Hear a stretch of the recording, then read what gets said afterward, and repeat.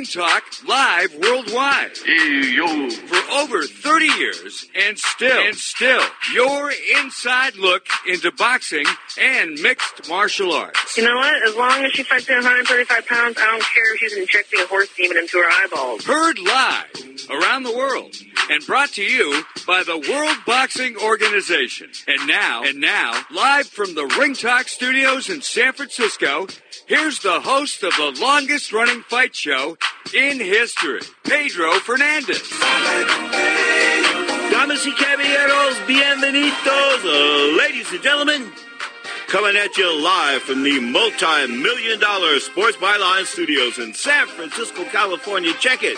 This is Ring Talk live worldwide. 35 years of being often imitated but hardly duplicated. Straight up, as most of you know, my name is Pedro Fernandez. Of course, the Godfather Larry Merch is on vacation. He's in Maui, Hawaii. Of course, we're talking about the big upset. Wow, what an upset. A 20-1 underdog. Wow, a 268-pound guy. A guy quite on the obese side, knocking out a trim, ready 29-year-old former 2012 Olympic gold medalist, the IBF, the WBA, and the WBO heavyweight champion. I'm talking about Anthony Joshua. Knocked out in the 7th round, straight up. A knockout. We'll hear from Ruiz. We've got to give Ruiz props. Got to spit all over Anthony Joshua. When I say spit, I mean spit with an H. Straight up.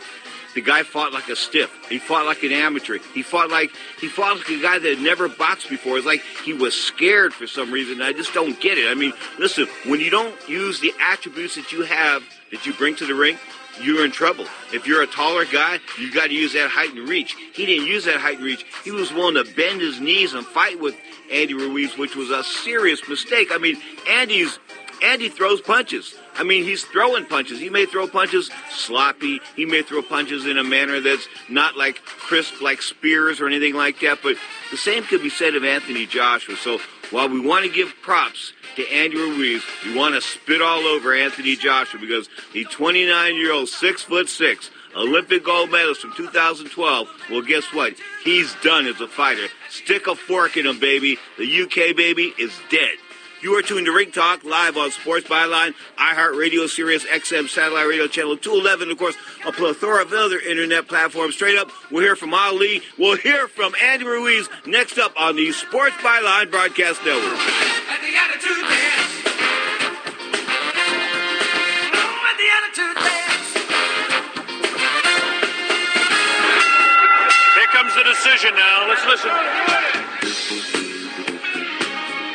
Clarity in the world of professional boxing is spelled WBO. That's right, the World Boxing Organization is boxing's only transparent sanctioned body. You can follow the WBO on Facebook or check out their website, WBOboxing.com. That's WBOboxing.com. The World Boxing Organization. Who's done it? We have a new heavyweight champion in the world. I was looking for a better way to check in on our house while I was at work, and a friend recommended Blink. I was skeptical, but decided to give it a shot, and I bought a Blink camera system.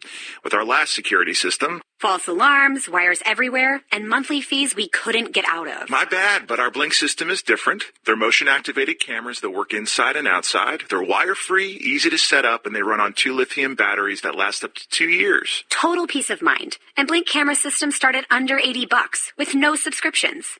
We were on vacation, and I got an alert on my smartphone that motion was detected at our front door. I checked my Blink app, and I saw it was just my cool new device being delivered. Hey, we agreed no new devices except Blink. Just kidding.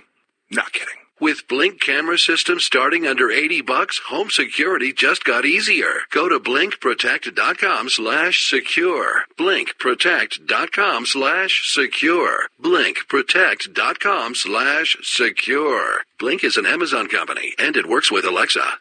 We all have those home projects we'd like to get to before summertime, but there's always something that gets in the way. For a lot of people, they worry about overpaying for their home projects, and how can you be sure you're getting a fair price? That's where Home Advisor can help. Home Advisor's True Cost Guide shows what others paid for similar projects so you know you're getting a fair price. Home Advisor can even help you find the right pro for your job. Whether it's a leaky faucet or a major remodel, just tell them what you need, and they'll match you with top-rated pros who can do the job and are available to do the work. You can read customer reviews, request quotes, book appointments, and it's free to use. Home Advisor makes it easy, so don't wait. Get those projects done before the busy season hits so you can relax this summer. To find the right pro at a fair price, just ask Home Advisor. Go to homeadvisor.com or download the free app today. iHeartRadio, an app so powerful, it holds 20 million songs from 450,000 artists. Thousands of the best live radio stations, custom stations, and stations created just for you. It's anywhere and it's everywhere. Millions of songs, thousands of stations, one free app. iHeartRadio is that easy. Download the app today or listen online at iHeartRadio.com. Now, more of Ring Talk with Pedro Fernandez. Ay, ay, ay, ay. I am the Frito Bandido. I like Fritos corn chips. I love them, I do. The new world heavyweight champion, according to the World Boxing Organization, the International Boxing Federation, and the WBA, the world of bunco and anarchy, get this, is Andy Ruiz, a.k.a. the Frito Bandito. Gotta give him some credit, I guess, for showing up and looking like that. I mean, I'd be ashamed to go out in public. I just would. I'd be ashamed to go out in public looking like that. And the reason why I say that, I dropped 20 pounds the last couple of months. But the bottom line is, Andy Ruiz, 268 pounds at the weigh-in, about 2 days before the fight, went in there and fought a guy that bent his knees. I'm talking about Anthony Joshua. You're fighting a bigger guy. You don't fight down to his level, and I mean his height and his level. Because I think as far as level was concerned, I really thought that going in that maybe Joshua was a better boxer than Mr. Danny Ruiz. But guess what? He got hit with a shot of left hook. Maybe he never recovered from him. But at the end of the day, we have a new Mexican world heavyweight champion, and I'm not going to say that he's the next Evander Holyfield, the next Muhammad Ali, the next Sonny Liston, but guess what? He is Andy Ruiz. Good evening, everybody. What can I say? I think that goes down as one of the big heavyweight shocks of all time, an incredible night of drama from top to bottom, and tonight deserves to Andy Ruiz, a new heavyweight world champion. I thought it was an incredible fight. Third round, I've got to say, I thought you were done. And you came back, and that was one of the best one of the best rounds I've ever seen. Definitely in heavyweight boxing. We respect you. It's been a pleasure dealing with you. You stepped up. You were one of the few that wanted this fight. You called this fight out. Manny, I'm very pleased with you as well. Thank you. Tom, Sam, well done. It's a great night for you. Over to you, Andy. You know what? I just want to thank God, man. This wouldn't have been possible. And all this hard work, especially my team, my coach. We've been working really hard, man, really hard, and I wanted to prove everybody wrong. All the doubters thinking that I was going to lose in the third round, first round. I was looking at comments as well. But what do you know, man? I'm the first Mexican heavyweight champion of the world.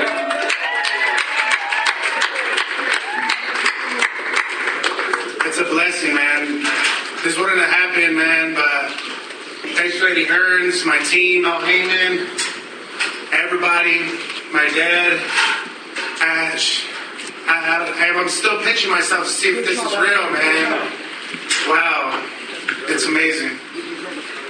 Mom, I love you. I love you, and our lives is going to change. We don't have to struggle no more. Thanks to God, everything happened for a reason, baby. Jimmy from Boxing Action Magazine. I have a question for you, but first I have to say to Mr. Eddie Hearn, I don't know who makes your bouts, but the matchmaker's unbelievable. I mean, this is the best night of 2019 boxing you can possibly have. Every match was a grudge match, and we got to give Mr. Eddie Hearn a match from an round of applause for tonight. I swear that wasn't a setup, but it did look like one. Listen, from our side, we're absolutely devastated, but it is boxing. And, from the Katie Taylor fight, the Callum Smith performance, even Coyle Algieri was on at 5:30. Buatsi, I thought Josh Kelly against Ray Robinson was fantastic. But we wanted to put on a night at the Garden that you will never forget. And there is absolutely no doubt you will never forget that. And, speaking on behalf of AJ, I think he's still seeing the doctor. He's fine. He will be absolutely devastated. He's a man of huge respect, and he's genuinely over the moon for Andy Ruiz. I think you can see that in the ring, you know. He's been there, he knew what it was like to win these, and I promise you he'll be back stronger. He'll be absolutely devastated when this kicks in. So it's bittersweet for us. It was just an incredible night of boxing at the Garden. I'm sure everyone will remember it forever, but unfortunately the result didn't go the way we wanted. Andy, hold on. Guys. I'll go to everyone, okay? Yes. Yes, there is, yeah. And listen, I think Andy will fancy the rematch. You know, it's not a fight that... He's just stopped Anthony Joshua. So it's not a situation where he's going, oh, I don't believe I can win the rematch.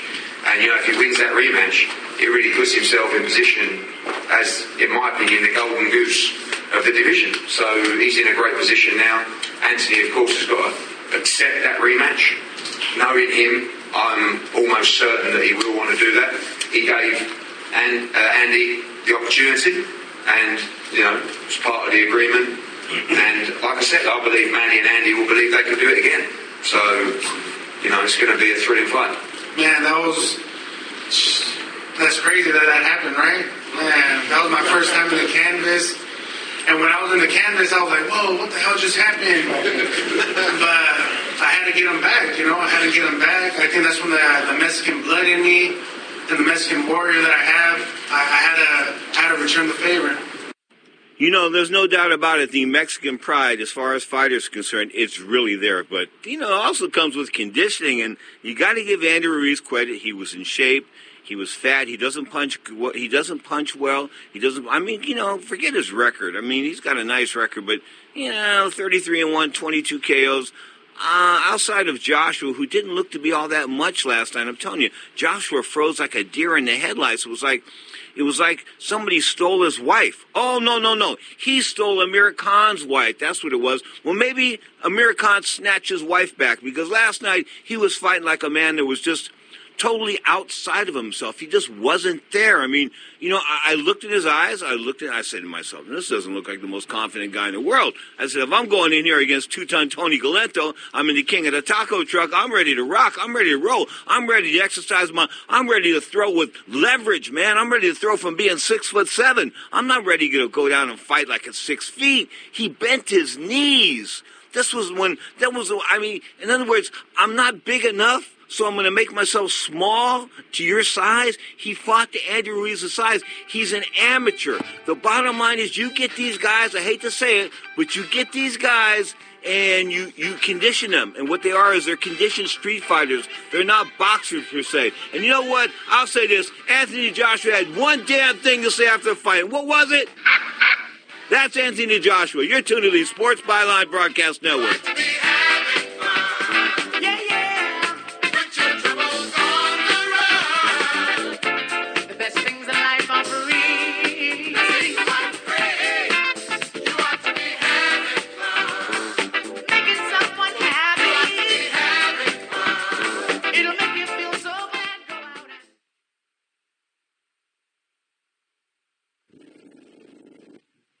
Imagine this is your money and someone wants to take it from you. Who is it? The IRS. They want your money, and guess what? They can legally take it, all of it if they want. Remember, they sent you that letter that said, hey, you owe us a bunch of cash and we're going to take it from you. So what do? Fight back by letting our team of experts at the tax helpline work it out with the IRS so you can keep your money. And we're good at what we do. When you hire us, you get a team of guys on your side that know the IRS laws and will fight to save your money. So if you owe the IRS a ton of cash and you want to keep it, call right now and learn for free how we can help you put it back in your pocket. 800-932-1749. 800-932-1749. 800-932-1749. That's 800-932-1749. Not too long ago, it felt good to withdraw your cash from the bank, didn't it? For a vacation or a new car. But today, withdrawing your own cash has become risky. Pat Boone here for Swiss America. According to The Secret War, a new Swiss America white paper, I learned that all banks are now required to spy on you and me for the government. and then report any financial behavior deemed suspicious or unusual. You must read The Secret War. It's free. Truth is, I believe the government's new war against cash is really a war against us all. But The Secret is now out. So please, get and read The Secret War. Pick up your phone and call right now. 800-932-5517. 800-932-5517. 800-932-5517. Once again, that's 800-932-5517. Attention, this important consumer alert is brought to you by Annuity Action Network. Hey, did you know it's possible to receive upfront money from your monthly settlement payments? It's true. If you receive monthly payments from an annuity or a structured settlement and you need a lump sum immediately, then you need to call Annuity Action Network. With your cash today, you can pay off credit card debt, pay medical bills, fund your education, or improve your home. You don't need to wait. Call the Annuity Action Network now to get your fast cash with no hidden costs. And if you call today, we'll even send you a $100 cash gift card just for verifying your settlement payments and your contact information. If you have a structured settlement or an annuity and you want cash now, call Annuity Action Network right now. 800-514-9170. 800-514-9170. That's 800-514-9170.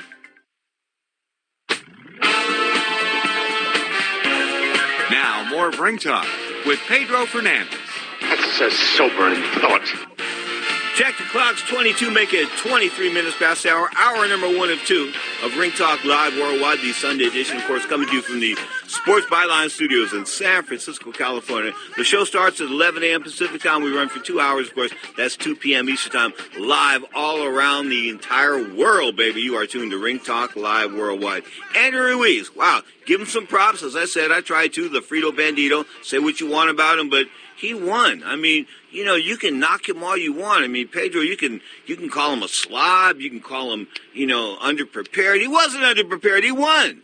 But what does that say about Anthony Joshua? It says that Anthony Joshua, I hate to say it, but I was dead wrong. Much like David Price. When I said David Price was the next star as far as European heavyweight boxing was concerned, he couldn't take a punch. And then when I had Tyson Fury on the show, and then Tyson Fury got knocked down by that Marine, I can't remember what the guy's name was, but the Marine knocked him down. And I said to myself, well, maybe Tyson Fury ain't for real. Well, now Tyson Fury's back. And I think Tyson Fury is the premier guy at heavyweight. Of course, Deontay Wilder going to take on the Cuban, Luis Ortiz. Like, I really need to see that one again. It's sort of like trying to eat a sandwich again, except you have to barf it up first and then eat it again. Regurgitate it, okay? You don't want to do that, especially in the world of boxing. But Deontay Wilder, the LC the Cow that he is, of Borden's fame, of course, took this easy fight, came off the easy fight with Brazil. He's just looking to bank. And I understand that you got to make money. I mean, if you live in Alabama, I guess, you know, you need a whole lot of money because the cost of living there is like San Francisco and Manhattan. I understand. Okay, but you don't have to keep pimping the people. Okay, he and Anthony Joshua, the greed of both these men is what prevented the super fight from happening, because that would have been the super fight, Wilder versus Joshua. Now it has no luster whatsoever, as a short, fat guy is, quote, the world heavyweight champion. That being said, I take it from San Francisco to Sin City, Las Vegas, Nevada, and we bring in the undefeated lad, John Signorella. John, you said Andy put up a good fight. You said Andy would be competitive for a little bit. You didn't say Andy would win.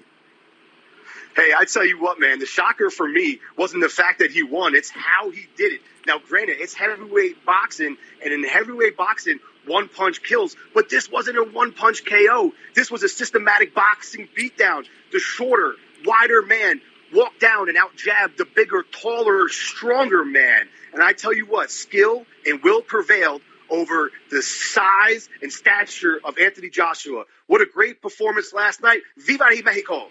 True, great performance, but I'm going to say it again, okay? If you give me a guy like that, a guy that's going to fight like that, a guy that's going to listen, he's got a 4-inch or a 5-inch height advantage, and he's going to bend his knees and come down and fight the shorter guy. I mean, this was boxing ignorance 101. Yes, as we say in Italian, stunad, very stupid. I don't understand why Joshua did that. He was leaning down and allowing Andy Ruiz to jab him with jab trajectories to the chest, knocking him off balance. Did you see Joshua get rocked to the chest by a jab that sent that man back a couple of feet? That's where I knew he was in trouble. And he was squaring up, Joshua was. Every single time he was trying to counter. Oh. Yeah, Perfect. he was trying to counter Ruiz, and he would be off balance because of Ruiz's hand speed. He wasn't expecting to get hit with 2, 3, 4 pieces. Say what you want about Andy Ruiz, anyone in the world going into this fight, after this fight. Hey, man, this guy's a hero. Credit to him. He shows the world don't matter how you look. You know, it's all about how you act and behave, especially when you go in there with great mental poise and focus and a game plan. He had that. Anthony Joshua did not. Anthony Joshua doesn't have it in the intestinal fortitude department. I looked in his eyes there, and there wasn't, you know what, he wasn't looking for a plan B. He was looking to get out. The guy put his hands up on the ropes. He turned around, spit out his mouthpiece when he was on the ground.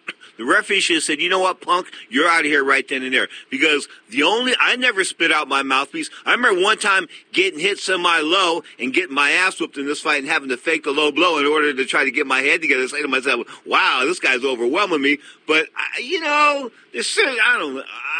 How could I put this? Anthony Joshua fought down to the size of Andy Ruiz, and I think that led to his demise. That and the fact I think that I put too much stock in him, and I think that, even Hector Martinez, we thought, Hector sent me a text last night, Roberto Duran's ex-manager says to me, he's a bum. Joshua's a bum. And he goes, no. He goes, Pete, let's go back and I want you to go back and look at the fight as if you were going to fight this dude in the Golden Gloves and he was your size. What would you do? Just basically what Andy Ruiz did, except look a little bit better doing it. Okay, that's just, he was there to be taken. Joshua brought himself. He was leaning over his feet. I couldn't get that. Who taught him how to do that? If you're 6'7", the last thing you want to do is lean over your feet. And what I mean by that, people listening on the radio, is that his head, and Johnny, maybe you saw this, was over his knees. In other words, I saw that. He was leaning into way too much. Absolutely. Yeah. I picked up on that observation. That's why he was getting caught, especially with that left hook. Remember that left hook in round 3? That was the game changer of the fight, man. The temple shot knocked Joshua's equilibrium off. And I believe, even though there was a couple more knockdowns after that, that was the game changer of the fight. And let's not forget that Ruiz scored that moments after he got floored himself from a big shot, getting off the canvas. When he went down, he looked at Joshua like, oh, bro, hell no. Got up and got right in there. And I tell you what, man, that was an exciting moment. It was equal to the moment that Tyson Fury got up against Wilder. And I have to say, man, this heavyweight division is fire. Real quick about the points you were making. Anthony Joshua last night showed similar, when Klitschko had him in trouble, showed similarities there. But the difference was that Klitschko didn't pull the trigger when Joshua was really stunned and was complacent after that for a few rounds. Andy Ruiz went in and he attacked. And so we saw the writing on the wall with Joshua's behavior like this in the past, was stamina being an issue and getting hurt and not being able to recover. The reason why he was able to recover in the Klitschko fight is that Klitschko let him off the hook. Andy Ruiz went in for the kill. Now, the 4th round was kind of slow, but he was setting it up. You could see the writing was on the wall that Andy was trying to set up right hands and left hooks every single time Joshua squared up and got fat. Okay. The Sports Byline Network has obtained an exclusive interview post-fight with Anthony Joshua. Oh, no. Anthony, talk to me, please. Oh, no, they stopped the fight too soon, Johnny. That's what he was saying. What do you have to say about that, Mr. Signorella? I say absolute BS. I actually counted from when he was floored. I picked up the referee's count at 4, right? And by the time after he had turned his back, and by the time he went and leaned against the ropes, like he was chilling out in a lounge chair, I got to about 15 seconds. And I could tell, I could see it in his eyes, his body language, and Joshua was like, I don't want to fight. I'm going to look for a way for it to seem like I kind of want to, and the referee will save me from myself. The referee did the right thing, because if he has to go get that mouthpiece that he also spit out, that's another 10, 15 seconds. You're going to give this guy 30 to 40 seconds to recover after being floored?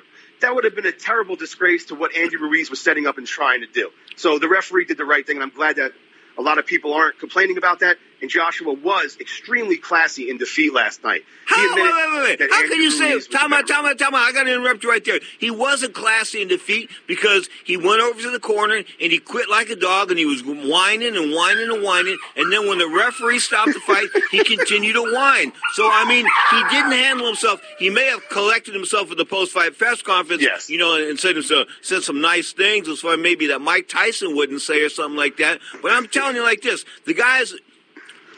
I thought he was like 18 karat gold. I really thought this guy was 6'7", that he had all the tools, that maybe he was the exception to the rule, Johnny, that he could come into boxing late and that he could make a success of it and really, really make a run and become an iconic fighter. Now, he's going to become an iconic fighter in the UK for winning the 2012 Olympic gold medal and selling out lots of seats. And maybe he can still sell seats in the UK, but he's been exposed on the world stage.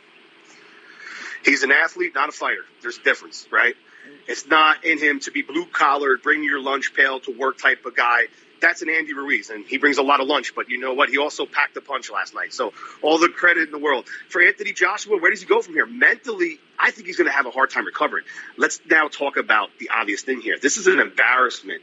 If you tuned in last night, no disrespect to Andy Ruiz, I said leading up to this fight that I thought he was a very capable man, right? Good hand speed, good boxer, tough kid, all right? But if you're just a casual and you tune in, you see the heavyweight champ of the world, this guy that looks like a Greek god, chiseled from stone, against a guy that looks like he just left the nearest taco truck, getting in there and handing this man his ass. Like, that's an embarrassment, a mental, I think, setback, big time. And even Eddie Hearn was hinting that at the press conference. And yes, once Joshua got his wits, he was much more classy, much more clear, even though I do feel he was strongly concussed last night.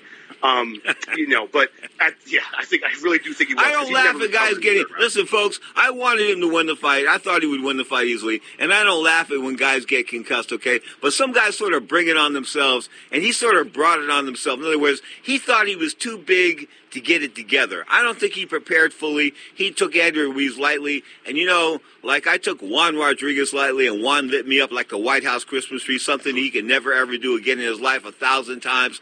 It just happens. You know what I'm saying? If you don't prepare, it happens. I give it to Andy. Andy brought it. Andy's a new champion. Of course, Andy and Wilder.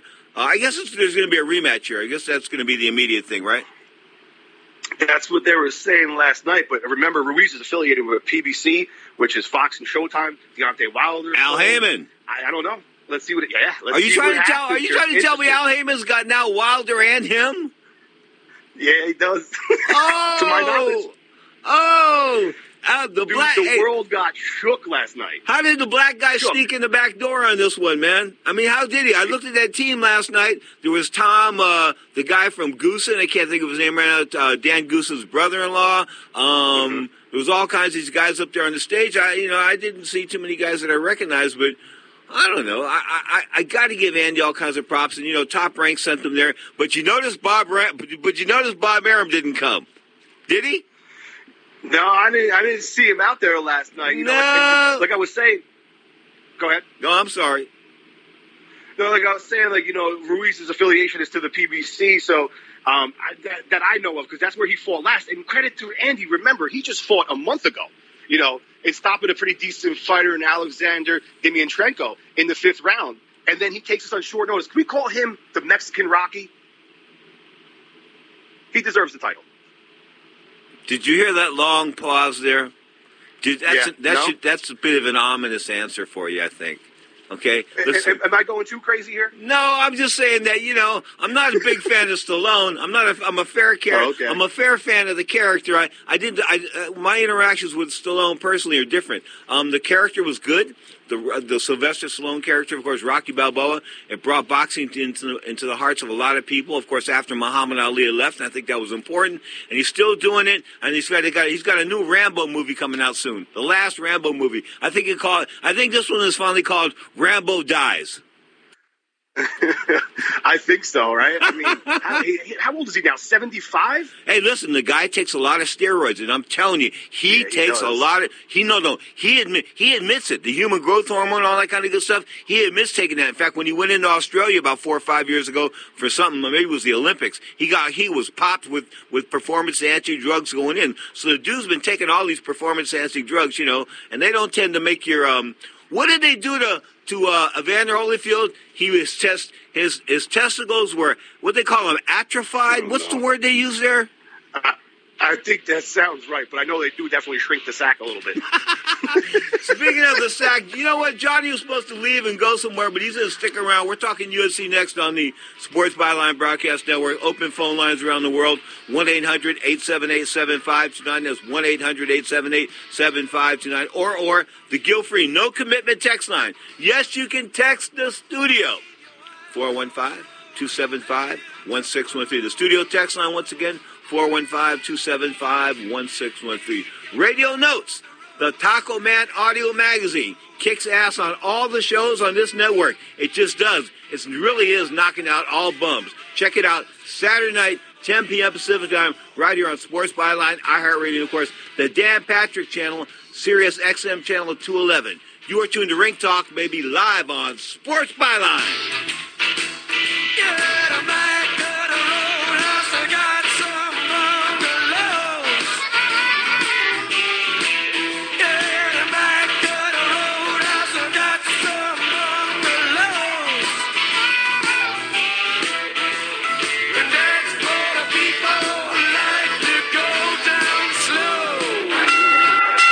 The decision now. Let's listen. Clarity in the world of professional boxing is spelled WBO. That's right, the World Boxing Organization is boxing's only transparent sanctioned body. You can follow the WBO on Facebook or check out their website, WBOboxing.com. That's WBOboxing.com. The World Boxing Organization. Who's done it? We have a new heavyweight champion in the world.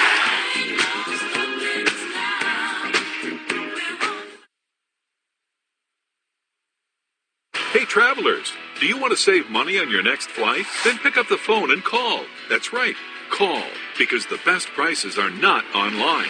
They're with SmartFares. See, SmartFares has special deals with the airlines. When they have unsold seats, they use SmartFares to fill them. So you get airline tickets at ridiculously low prices. Our prices are too low to publish online. With the extra money you'll save, you can book another trip, or treat yourself to dinner or shopping. So stop searching all of those travel sites to find the lowest price on your next flight. Let one of our SmartFares expert travel agents find ridiculously low prices for you. Call SmartFares today and get the best price on your next flight. Guaranteed. Also, save up to 50% off business and first class tickets. 855-325-1780. 855-325-1780. That's 855-325-1780.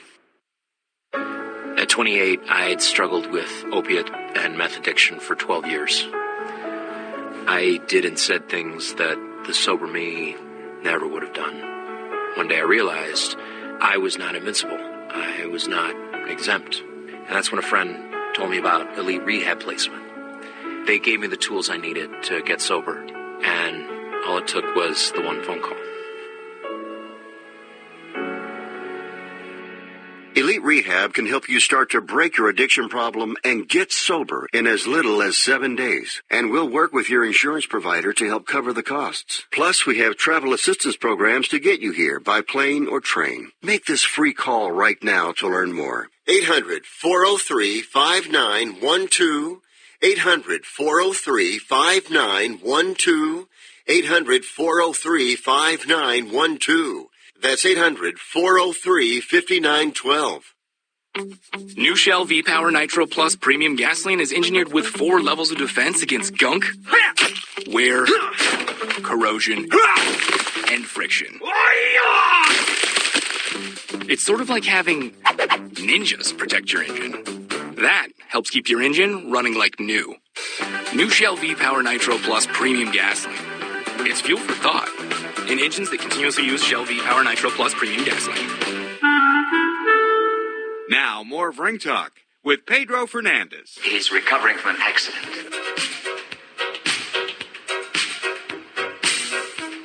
I'm getting a lot of heat here. A lot of heat on social media. Get this. Pedro Fernandez said, what is a Mexican heavyweight? a fat Mexican middleweight. Ooh, okay. Pedro Fernandez says Mexican heavyweights don't have a chance. They're not really competitive, et cetera, et cetera, et cetera. All this is true. I did say that, but I will say this, okay? Negro Damas. That's his name. He's a social media character on Twitter and Facebook. But Negro Damas did predict that Andy Ruiz would knock out Anthony Joshua. So I guess Johnny, what can I say? Can you go against a guy that's named Negro Damas? Absolutely not, especially when he's confirming predictions such as that. Jeez. Okay, let's switch gears. Let's talk about the world of mixed martial arts. Of course, I'm hot on Khabib coming back later this month. In fact, later this year, it's going to be September the 7th in Dubai. Looks like he's going to take on Dustin Poirier. I'm talking about the undefeated lightweight champion Khabib. I won't even go into his last. Okay, forget it. Anyway, bottom line is he's undefeated, 24, 25 fights. Call it what you want, but he's undefeated. The guy was wrestling lions and tigers when he was a kid. Now he's like the lightweight champion, of course, coming off that controversial post-fight behavior with Conor McGregor, which I thought Conor sort of brought on himself. Conor got nothing out of that one, and basically Khabib got the stick you know where. But at the end of the day, I think Khabib might be the pound-for-pound best fighter in the world of mixed martial arts. He or Henry Cejudo. Now, that's a conversation we'll have a little bit later. Last night, actually yesterday, in Stockholm, Sweden. It's like good old Sweden, baby. I was there one time for like 45 minutes, and I couldn't wait to leave. Why? I was dying to get to Spain. Anyway, the bottom line is Stockholm, Sweden. The main event last night was it was Mr. Gustafsson. I mean, he came to fight. There's no doubt about it. He's a hometown guy. I mean, Alex is he's like a king. I mean, he really is. If there was a prince in Sweden, it would be Alex Gustafsson. But guess what? He didn't win, and he didn't win again at home. This has got to be tough for him. It's really, really got to be tough for him. Let's go to the post-fight interview. Ladies and gentlemen, referee Mark Goddard has called a stop to this contest at 2 minutes, 38 seconds of round number 4. Declaring the winner by submission due to a rear naked choke, Anthony Lionheart Smith. Ladies and gentlemen, what an incredible bout. I'm here with your winner. Something you said to me earlier this week. You said people forget I'm a legitimate black belt. Yeah, man. I joke around all the time with my black belt, Scott Morton. He's one of the best jiu-jitsu practitioners on the planet. I've been with him from white belt through black. Man, and finally we're getting to a spot where we can start showing it. Talk to me about that first couple of rounds. You had a good pace. You felt like you were controlling the octagon, but the third round started to slip away from you a little bit. Did you feel that? How did you regroup in the corner? You know, the first hard punch I landed in the first round, it's a hard left hook, broke my hand, so I can feel it clicking around. So I just had to figure it out, you know what I mean? I couldn't throw, I tried to throw a couple hard body shots after that, and I could feel it swelling on my glove, so I think a little bit of it was panic. But you kept you calm, you got the victory. So what do you do now? You were talking about taking a rest, you're going to let the division settle down and see who presents themselves? You know, before I talk about what's next for me, I want to give such a big thank you to not just Alexander Gustafsson, but the entire country of Sweden and Stockholm itself. I'm telling you guys, I know that I was coming into enemy territory, but you guys all week long didn't make me feel like an enemy. So I think that you guys seeing that me and Alex respect each other. You know, it's kind of a crappy deal, man. Like, one of us has to win, and of course I want it to be me. But there's part of me that's sad for him because he's one of the best light heavyweights on the goddamn planet. It just sucks that we had to meet up. Absolutely. Well, you've earned that victory tonight, my friend. Go get some rest, get that hand healed up. Congratulations. Ladies and gentlemen, Anthony Lionheart Smith. We have a quick word with your hometown hero, Alex. Talk to me about how you're feeling right now. Obviously frustrated. No, I'm very disappointed. You know, it happened again. I lost him in my own home. But you know what? It's a sport. You know, it's hard. You do it because you love it, and you know, it is what it is. You know, Lionheart Anthony Smith here is a beast, man. You know, he's tough as nails and a great guy. He's been. Every time I see him, he's always been great. He's a true warrior, a true fighter, and a great guy to have in this division. I just want to thank you all for coming out there tonight and support and support all of the fighters here. So every time the UFC comes back, it's like, it's just every time it's a highlight. Every time amazing to be here and to compete and in front of you and hear all the cheers. And yeah, what can I say? The show is over, guys. He retired right then and there. He dropped his gloves in the center of the octagon, and that was it for the former challenger for the light heavyweight championship, who gave John Jones one hell of a run. I'm talking about Alexander Gustafsson. Pretty good career, no doubt about it. If he's over, it's 18-6. As for the upset-minded Anthony Smith, he came in with the upset in mind. Of course, he pulled it off. He went over into somebody else's hometown, essentially, into his house, into Gustafsson's house, and he beat him handily. Of course, stopping him in the fourth round with that rear naked choke. But I got to say this: the guy's 32-14. He's a veteran, now a black belt. You got to give Anthony Smith all kinds of props because, he's a journeyman. People thought he was a journeyman. Guess what? He's beating world-class guys now and hanging with the champ. It drew 14,319 people last night, a $2 million gate at the Ericsson Globe Arena. That was in Stockholm, Sweden. Of course, that is the UFC in a nutshell. Now, we want to talk about the upcoming UFC contest. And the reason why I left Johnny around is that Johnny's a bit of a psychiatrist or a psychologist, or anyway, he's my go-to guy when it comes to nuts. And Tony Ferguson is going to be fighting on June the 8th. Now, a couple of weeks ago, you and I were talking about Tony Ferguson and the fact that this went down.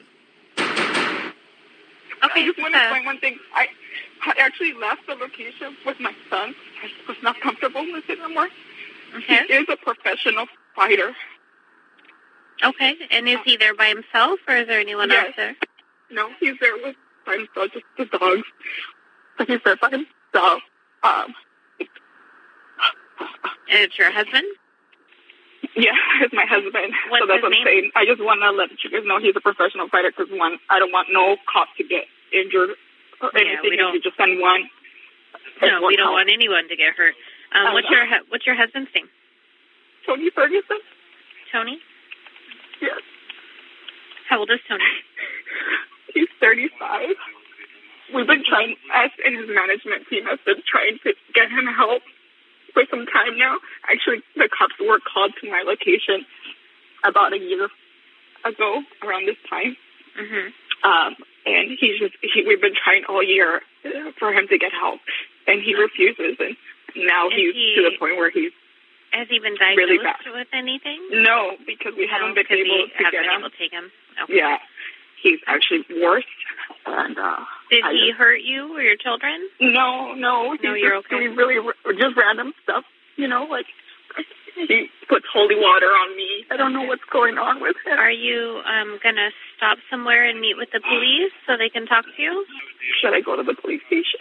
You'd be better off meeting in the general area of your house since they're going to be responding there. The police station's a little far. I don't want to go near my house.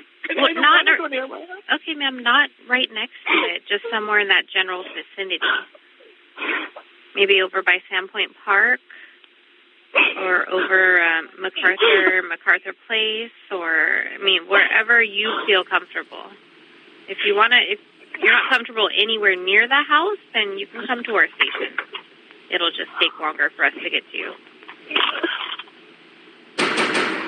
March 25th, 2019, Tony Ferguson's wife calling the cops saying, hey, man, this guy's flipped his lid, pouring holy water on me. Now, again, I know some of you misogynists out there saying, yeah, I'd like to pour holy water on my wife or my old lady and that kind of good stuff. Yeah, and I get the joke, okay? But this is no joke. This guy's doing it for real. And, of course, that was March 25th. And now, on May 25th, they announced he's going to fight the cowboy Donald Cerrone. They're talking about getting him psychological help, psychiatric help, medical help, and then they're going to put him in the octagon like 8 weeks later. Something doesn't smell right about that, Johnny Sig. This is awful. You could hear the fear in that woman's voice, how in fear of her life she was, or what this man would be capable doing against other people, such as cops and other civilians and stuff of that nature. This is terrible, man. Like, this guy should not be able to fight at all, period. You know, he's 35 years old. He's already showing the residual effects, the negative residual effects of boxing, mixed martial arts, combat sports in general that rattle the brain and make people act crazy. They go Bobby Brown on people, man. Let's face facts. It's no good. Well, so we got to watch after these guys, man.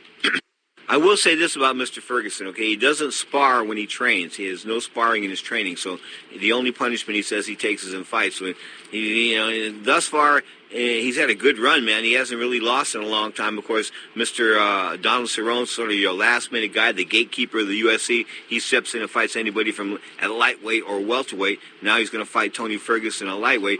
Now, I guess they're going to eventually, Tony Ferguson wins and he doesn't flip out and he doesn't, gouge Joe Rogan's eyeballs out in the center of the octagon. He's probably going to get hooked up with the winner of the Dubai fight. I'm talking about Khabib and Dustin Poirier. Of course, that's going to go down September the 7th, the Dubai UFC 242.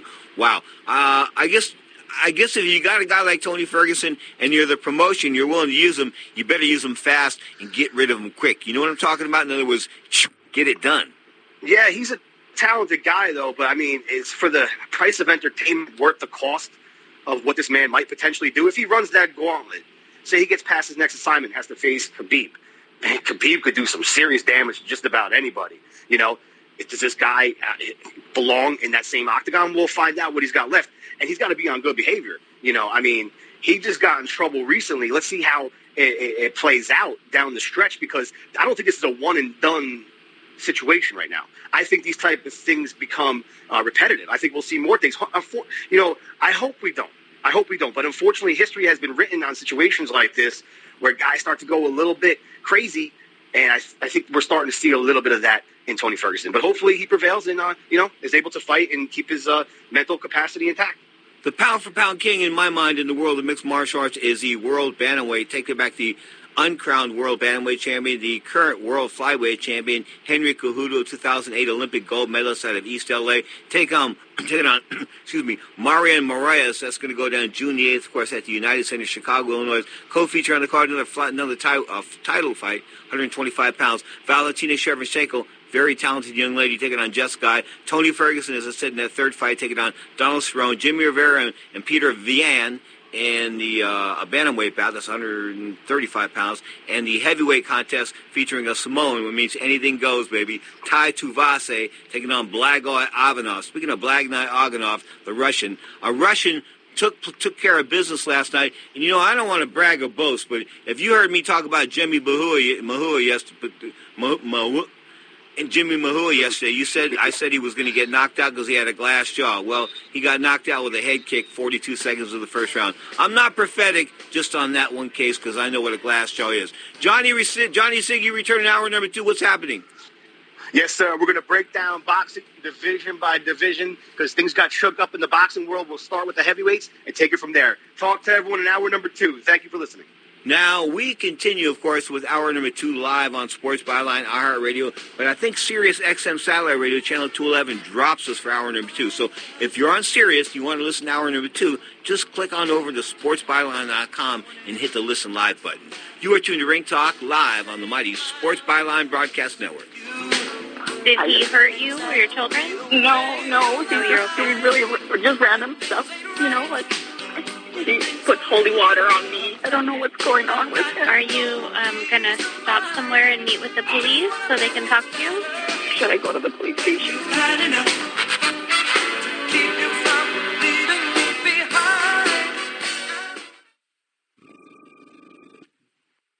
It has been said that everyone has a book in them. But do you have the time or the ability to write your book? Maybe you picked up some skills or had a life experience that you want to pass on in the form of a book to help others.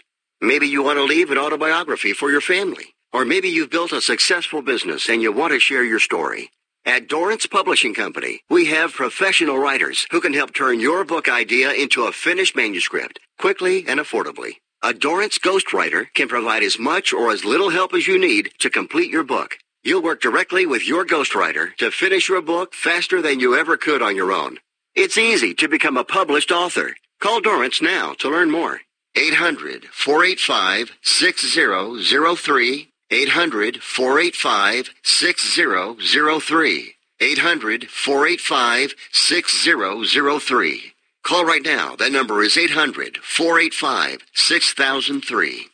Want to fly somewhere? Looking for cheap flights or cheap tickets? Then call. That's right. Call the low-cost airline travel hotline now for prices so low we can't publish them anywhere. Low-cost airlines has all kinds of cheap travel deals. Fly domestically and save up to 75%. You can even fly internationally and save even more. Yes, fly anywhere in the world and save a lot of money on your plane tickets. We'll even save you money with cheap travel deals on hotels, rental cars, even complete travel packages. So don't book your tickets until you call us first for the absolute cheapest prices on U.S. and international airline tickets and hotels. Call right now for prices so low they can't be published. Travel experts are here 24/7 to help. 800-754-4531. 800-754-4531. 800-754-4531. That's 800-754-4531. Attention to anyone that's written a book or wants to write a book. The process is not that complicated. Take a first step. Even if you write a page a day, you'll build momentum and your book will become a reality. The hard part is getting it published. That's when you need to call Page Publishing. They've got hundreds and hundreds of thank yous from different new authors, just like you. They make the process of publishing your new book and getting it sold online a simple process. You can learn how simple it is right now by calling for your free Page Publishing New Author Submission Kit. One quick 3-minute phone call, that's all it takes to get free information and learn how you can get your book published. Pick up your phone right now and call us 24 hours a day at this number, 800-603-0885, 800-603-0885, 800-603-0885. That's 800-603-0885.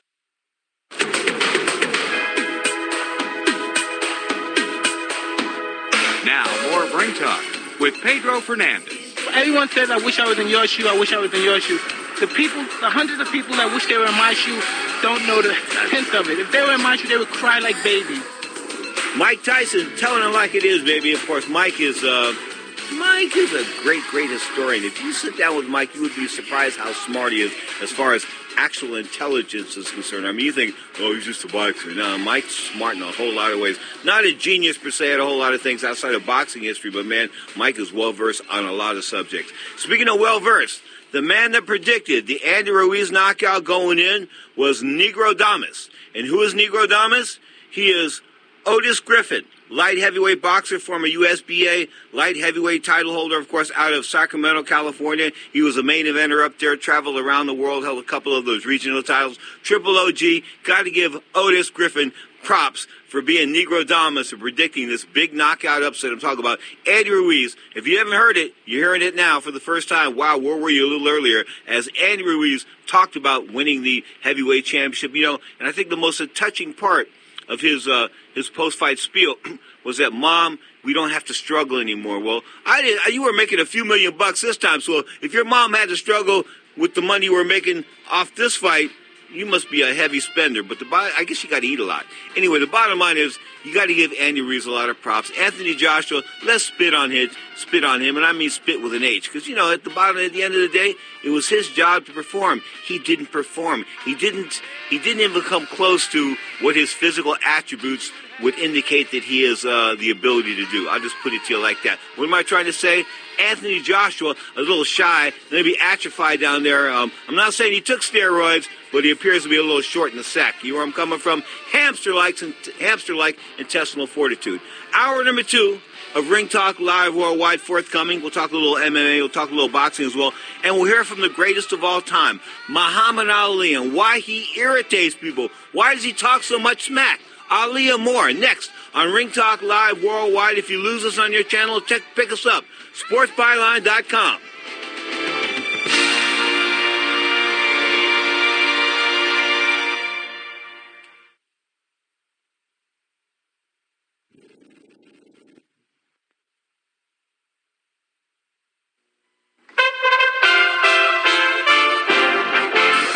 USA Radio News with Rick Vincent.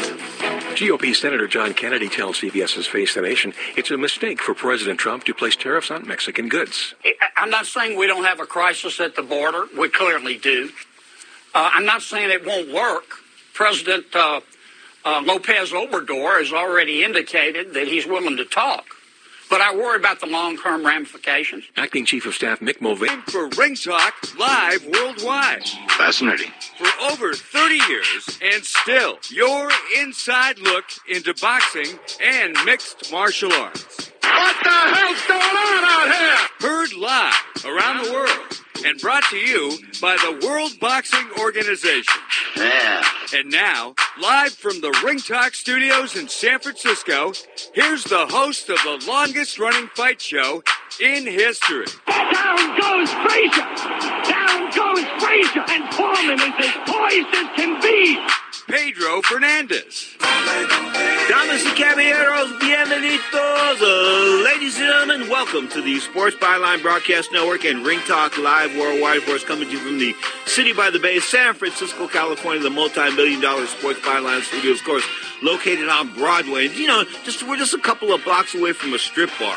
And the reason why I bring up the strip bar is because last night, Anthony Joshua, the former heavyweight champion of the world, the 2012 Olympic gold medalist, was stripped of a lot more than his title belts. He was stripped of his pride, his dignity, and guess what? He exposed himself as a guy who lacks intestinal fortitude. I saw the body language in this guy. He's not a boxer. He's not a fighter.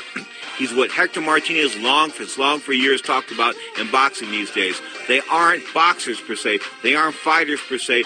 They're conditioned, well-conditioned athletes turned into fighters. They're not born fighters. They were converted into fighters. You just can't do that. I think you got to sort of be born into it. Something about your ability to fight has got to go back a long ways in your soul in order to bring it to the top. This is just the way I think about it. At the end of the day, we will have a great show this hour. Of course, this is hour number 2 of Ring Talk Live Worldwide. Some of you are joining us for the second hour, didn't join us for hour number 1. Of course, hour number 1 starts at 11 a.m. Pacific time right here on the mighty Sports Byline Broadcast Network. This hour, we'll talk boxing, mixed martial arts. We'll hear from the greatest of all time, Muhammad Ali, my buddy, my client. Can I say that? I worked for him. So I was his, he worked, I worked. Listen. Of all the times I had in my life, I've had a glorious life, man. A lot of decades, a lot of countries, 34 countries. Nothing ever could equal the time I spent with Muhammad Ali. Next up, we'll talk some boxing here from Ali. Johnny Sig joins us at 22 minutes past the hour. You are tuned to Ring Talk Live, baby, on Sports Byline.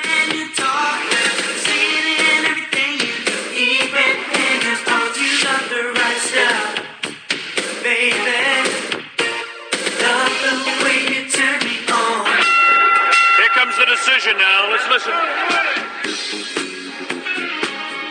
Clarity in the world of professional boxing is spelled WBO. That's right, the World Boxing Organization is boxing's only transparent sanctioned body. You can follow the WBO on Facebook or check out their website, WBOboxing.com. That's WBOboxing.com. The World Boxing Organization. We have a new heavyweight champion of the world. We all have those home projects we'd like to get to before summertime, but there's always something that gets in the way. For a lot of people, they worry about overpaying for their home projects, and how can you be sure you're getting a fair price? That's where Home Advisor can help. Home Advisor's True Cost Guide shows what others paid for similar projects so you know you're getting a fair price. Home Advisor can even help you find the right pro for your job. Whether it's a leaky faucet or a major remodel, just tell them what you need, and they'll match you with top-rated pros who can do the job and are available to do the work. You can read customer reviews, request quotes, book appointments, and it's free to use. Home Advisor makes it easy, so don't wait. Get those projects done before the busy season hits so you can relax this summer. To find the right pro at a fair price, just ask Home Advisor. Go to homeadvisor.com or download the free app today. I was looking for a better way to check in on our house while I was at work, and a friend recommended Blink. I was skeptical, but decided to give it a shot, and I bought a Blink camera system. With our last security system, false alarms, wires everywhere, and monthly fees we couldn't get out of. my bad, but our Blink system is different. They're motion-activated cameras that work inside and outside. They're wire-free, easy to set up, and they run on 2 lithium batteries that last up to 2 years. Total peace of mind. And Blink camera systems start at under $80 with no subscriptions. We were on vacation, and I got an alert on my smartphone that motion was detected at our front door. I checked my Blink app, and I saw it was just my cool new device being delivered. Hey, we agreed no new devices except Blink. Just kidding. Not kidding. With Blink camera systems starting under $80, home security just got easier. Go to blinkprotect.com/secure. blinkprotect.com/secure. blinkprotect.com/secure. Blink is an Amazon company, and it works with Alexa. iHeartRadio loves music, so let's count the ways. Over 20 million songs from 800,000 artists, all free. And like Pandora, you can create your own custom station from any of those 800,000 artists. Just tell us an artist or even a song that you like, and we'll build a custom playlist for you. Add to that thousands of the best live radio stations, and you'll never have to worry about finding the perfect song for your commute, mood, or party. Millions of songs, thousands of stations, one free app. iHeartRadio is that easy. Download our iHeartRadio app today or listen online at iHeartRadio.com. Now, back to Pedro Fernandez with the MMA Hour. He is the greatest fighter of all times next to me. Okay, I'll take it. Bottom line is he was born January 17, 1942. I'm talking about the young man born to Odessa and Cassius Clay Sr. in Louisville, Kentucky. Of course, went on to win the Olympic gold medal in 1960, not as a heavyweight, as a light heavyweight, as a lean guy weighing about 174 pounds. Of course, a little light in the sack when he, as far as weight was concerned, when he became a heavyweight. But at that point in time, heavyweights in the early 1960s were about 210 or 215 pounds. So Ali didn't have much size discrepancy as he grew into the heavyweight division. But obviously, Ali's been known for his antics, both in and outside the ring. Here he explains why he is Muhammad Ali. Are you the fighter that you were 3 years ago? I think I'm going back to... I got something to say, please. I really... Now, if I tell you that I'm 3 years younger, then I'll probably be telling you a lie, which it would be. But I feel like I can go back to the things I've been doing. And for the last 8 weeks, 9 weeks I've been doing it, and I feel good. I got my weight under control. I don't have to use no rubber jacket or pants. Only thing I do now is just run with some weights and heavy boots. You don't need that rubber shirt that no, you I don't need needed that anymore because I got it now where I control it. I'm between 210 and 208, and that shouldn't be no problem. I'm only working now off my own strength. You know, I don't need nothing to There's take the weight out of me. There's one big difference, though, and that is age. I mean, you have the same size neck, you have the same size biceps, but you're how old? I'm 30. And you're 32. Yep, but he's older than me. Dirty old man. He's older than me. The way he fights and the licks he take and his style makes him older than me. Oh, man. Now tell me, what can you do I can't? Go ahead. I'm waiting on you. What can I do you can't do? I'll tell you something we haven't mentioned here. During that film, you distinctly, there was reference to your calling him Clay. Mm-hmm. And, you know, we all know how that He just says that to agitate me. He's a nice man. He say that because it used to make me mad, but it don't no more. Oh, doesn't See, the press, now everybody calls me Ali. The press call me Ali. You call me Ali. The Ku Klux Klan even call me Ali. So now you know a brother still calling me Clay. He really ain't no Uncle Tom. He's just doing that to make me mad. And I don't pay no attention to it no more. Like things that I used to do to make him mad, he's admitting it don't get to him no more. And things that make other people, he's catching on to a few things, so I got to come from another angle. So he don't make me mad calling me Clay. Because he knows what it is. He just want to say that open. Huh? What's the point? You sound good. I'm going to give you an A for that. Can't make me mad. I don't get mad at you for that. What's the point of insulting each other, though? I mean, you insult everybody you fight. What's the point of insulting each other? That's right. The garden is sold out. That's why.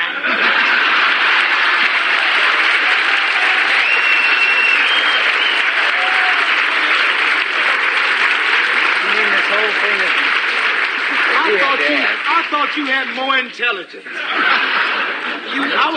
This is a big man in London. You all don't know him, like Johnny Carson ain't no big thing in London. Dick Cavett ain't nothing in London.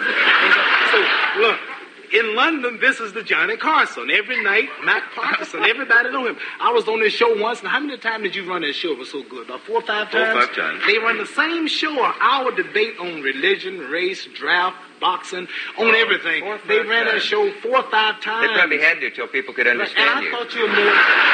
And you seem so intelligent that night. 28. Why would you ask a question like that over here in this country? I'm going to sue you for that crack about Johnny Carson. What crack?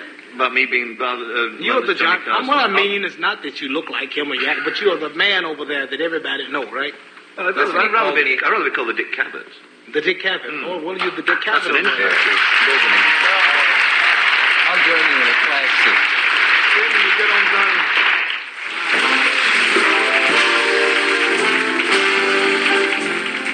What can I say? The greatest, Muhammad Ali, just sort of telling like this. Joe was there. Joe called him Clay. Ali sort of turned it back on him. It doesn't get me mad anymore. It doesn't get me mad anymore. It still got him mad, believe me. It still got him mad. But at the end of the day, they were partners, sort of. I mean, towards when the clock was winding down on both men, of course, Joe Frazier first and Muhammad Ali about 2 years ago, they sort of reconciled, and they got together, and they did a couple of videos together, and it sort of made me cry, because they both sort of were crying themselves, talking about, of course, the first fight. Wow. March 8th, 1971. The biggest fight of all time, without a doubt. I mean, you could talk about Tyson fights and De La Hoya fights and, I mean, Hagler fights, or nothing was quite like a Muhammad Ali fight. Nothing. Absolutely nothing. In that Joe Frazier fight, the entire world came to a stop.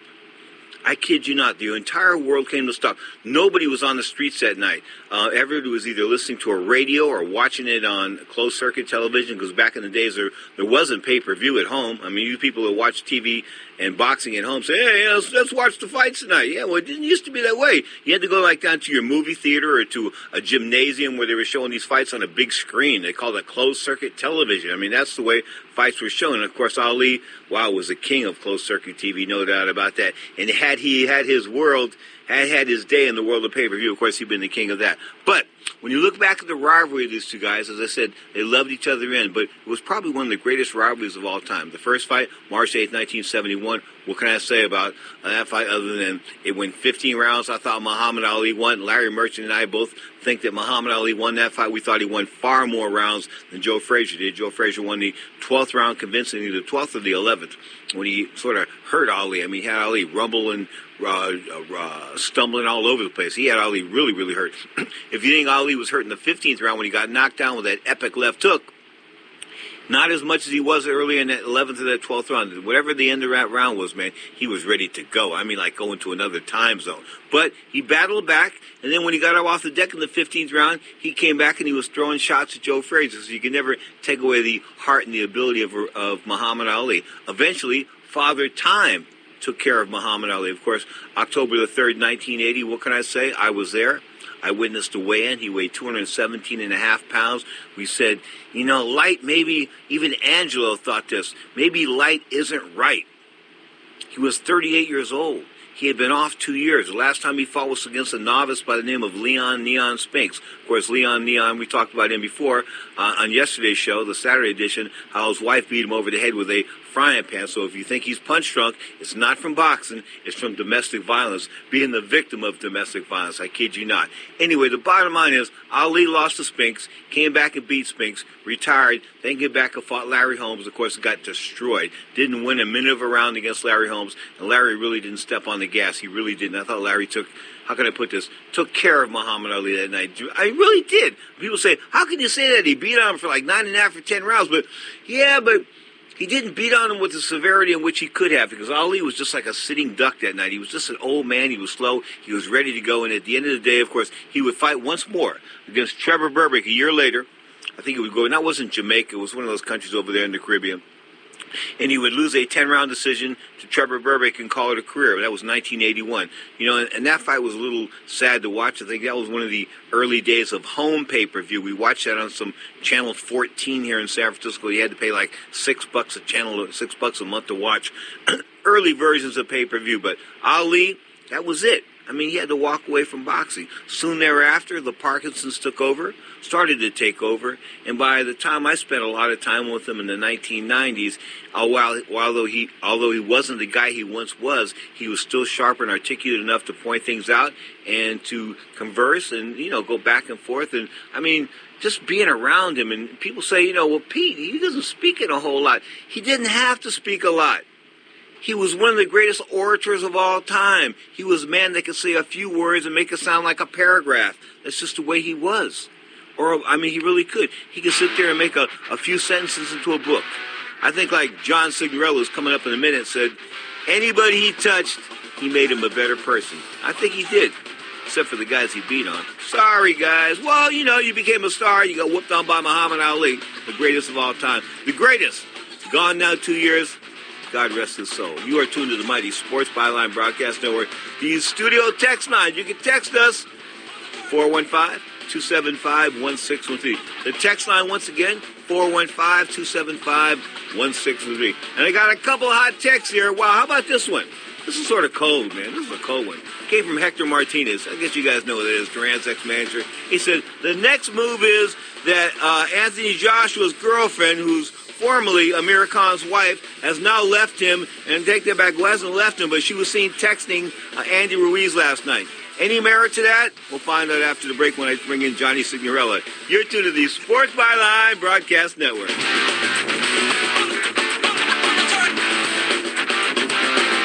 want to take Cassius Clay when Howard Cosell and everybody is calling Muhammad Ali? Then why you got to be one of all people whose color to keep saying Cassius Clay? My name is Muhammad Ali, and you will announce it right there in the center of that ring after the fight if you don't do it now.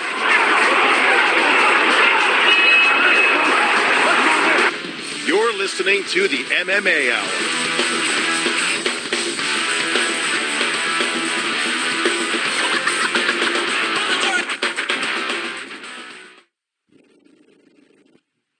Imagine this is your money and someone wants to take it from you.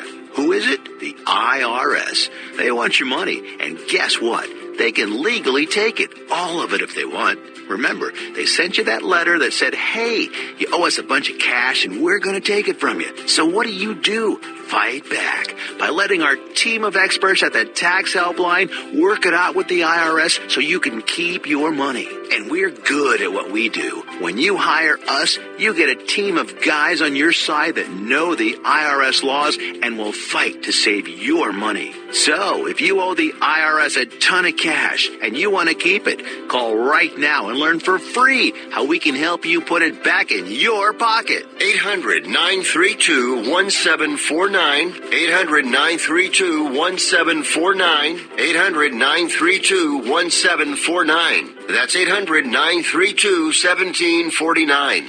Not too long ago, it felt good to withdraw your cash from the bank, didn't it? For a vacation or a new car. But today, withdrawing your own cash has become risky. Pat Boone here for Swiss America.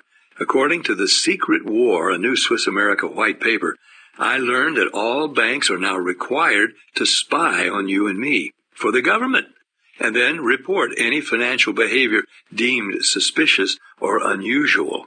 You must read The Secret War. It's free. Truth is, I believe the government's new war against cash is really a war against us all. But The Secret is now out. So please, get and read The Secret War. Pick up your phone and call right now. 800-932-5517. 800-932-5517.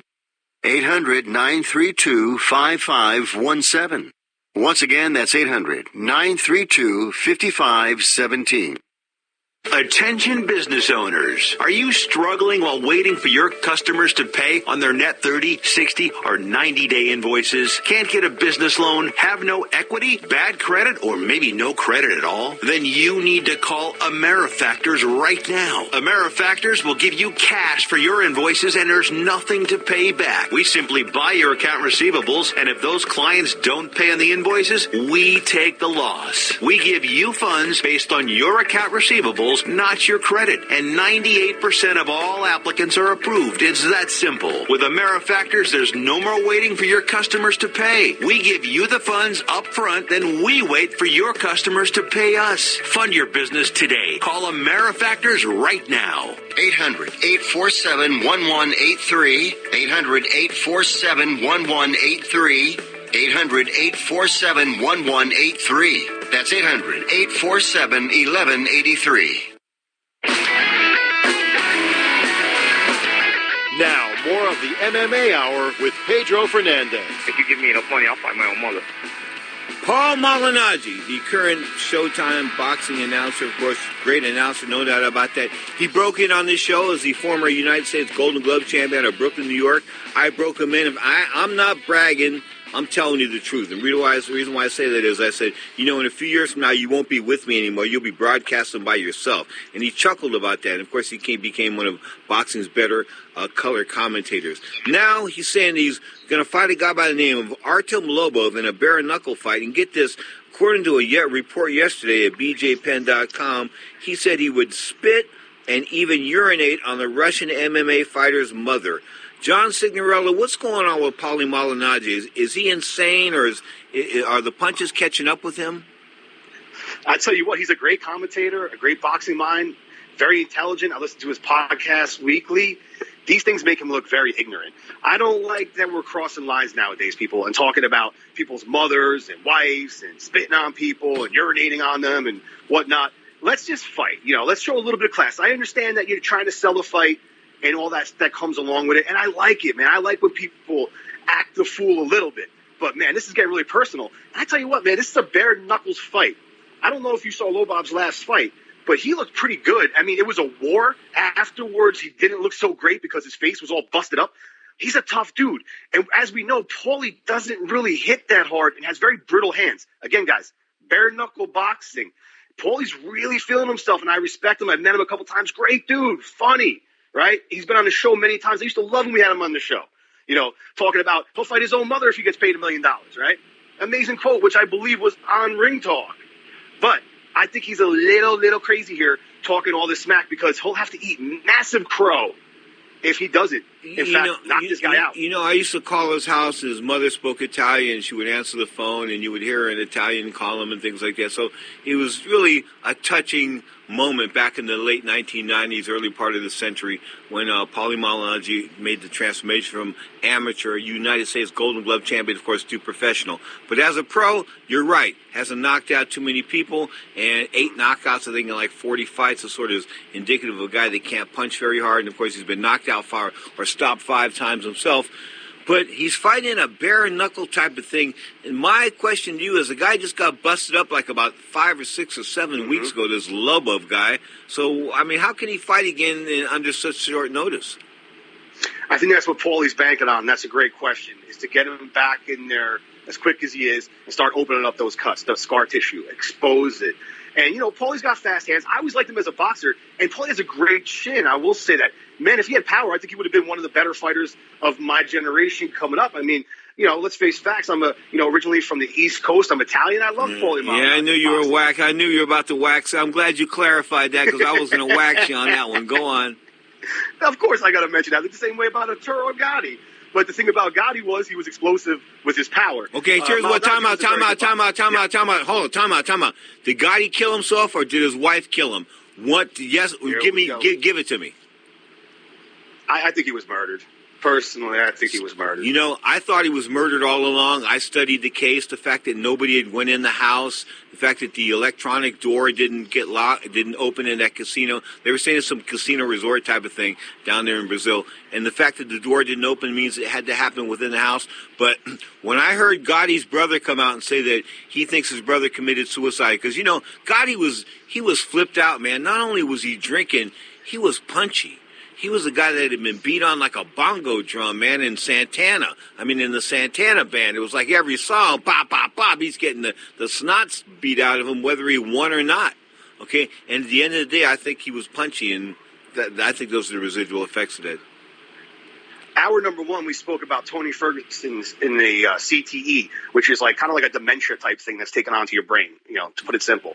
And I think that Gotti was suffering from some trauma, and I also think he was terrible towards women. And I don't like stories that I know were true by people that hung out with him, that were close with him, that told me some stories that I wouldn't like to share because it's really dark stuff. And I know that, but here's what's up. The bottom line was the brother thinks he hung himself, and although I didn't think it was too likely, if the brother's willing to say that, I'm willing to go with the brother.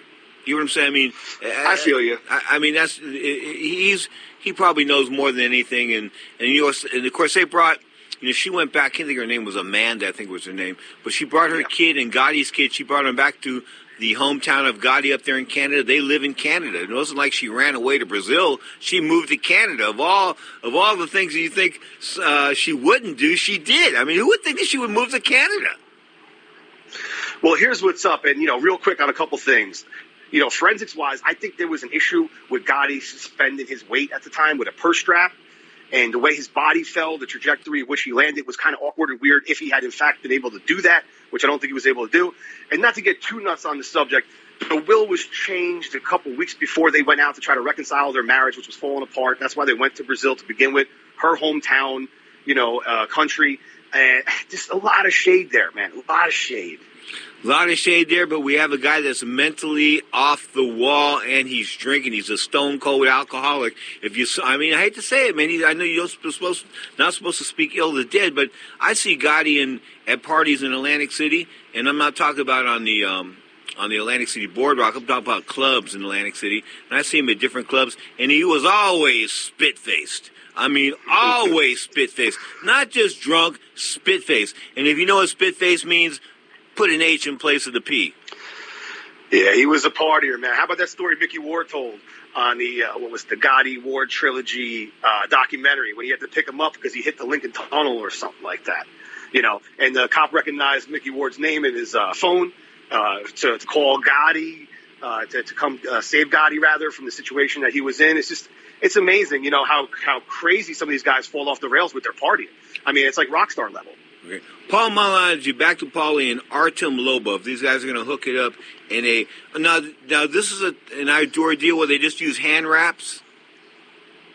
I think it's just the wrist. I watched that last card, and to my knowledge, it's just keeping the wrist intact. Their knuckles are exposed, Brutal stuff, man. Go check out that last card, who I just mentioned with Lobov, man. That was an insane fight. It actually was a really good fight. I mean, if you're looking for skill set, you're not really going to see that. But, man, those guys went to war. They approached me a couple of months ago regarding doing the television, this bare-knuckle stuff, and I was sort of lukewarm to it. I mean, I haven't done TV in a few years. You would think I would jump right back at the opportunity to go in and do some national television, but pay-per-view television, but not I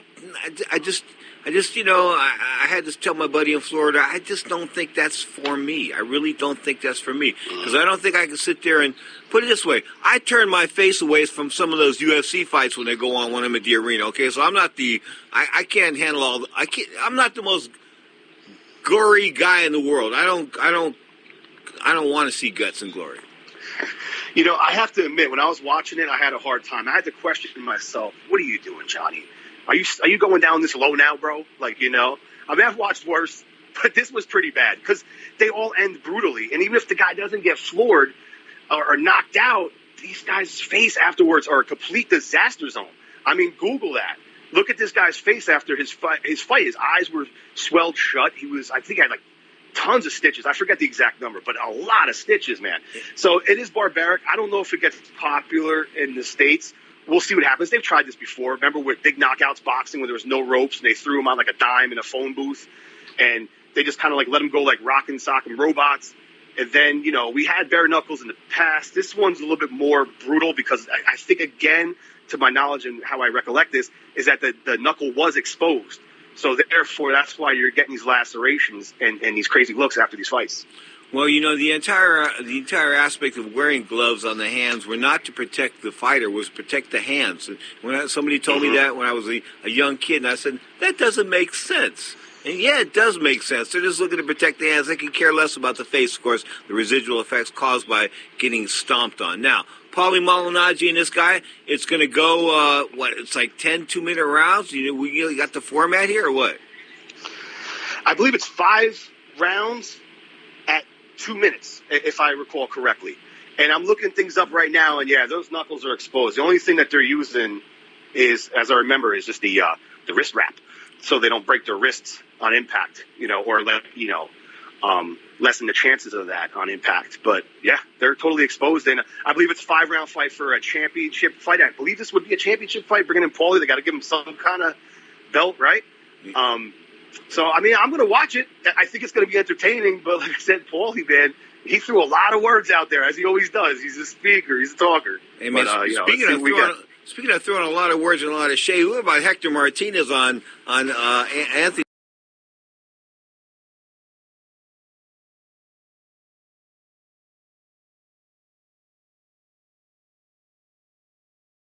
Stop searching all of those travel sites to find the lowest price on your next flight. Let one of our SmartFares expert travel agents find ridiculously low prices for you. Call SmartFares today and get the best price on your next flight. Guaranteed.